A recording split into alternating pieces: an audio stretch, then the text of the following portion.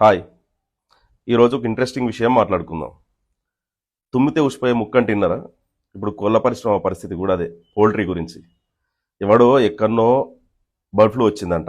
ఏదో ఆంధ్రప్రదేశ్లో 2 ఫారాలల్లా.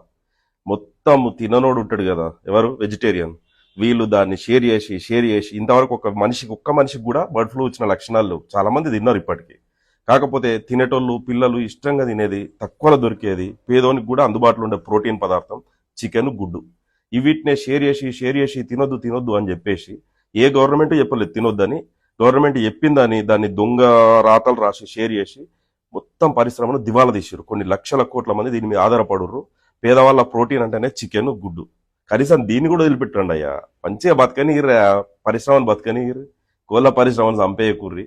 చికెన్ తినుర్రి, ఏం కాదు. మీరు 200, 300, 400 డిగ్రీలలో వేడి చేసుకుంటాం మనం వండేటప్పుడు. చికెన్ని, గుడ్డు ఆమ్లెట్ పోసుకుంటే 250 డిగ్రీలు అవుతుంది. వైరస్ కాదు, బర్డ్ ఫ్లూ కాదు, దాని ఫ్లూ ఉన్నది చచ్చిపోతుంది. దాంట్లో ఏ కోడికి ఏవి లేవు. మీరు అన్ని వదంతులు పుట్టియకుర్రి. కొంచెం కోళ్ళ పరిశ్రమను బతికిర్రి. సరే, వెజిటేరియన్లు మీరు తినుర్రి, నాన్ వెజ్ వాళ్ళని కూడా తిననీరు, బతకనీరు. Cheers.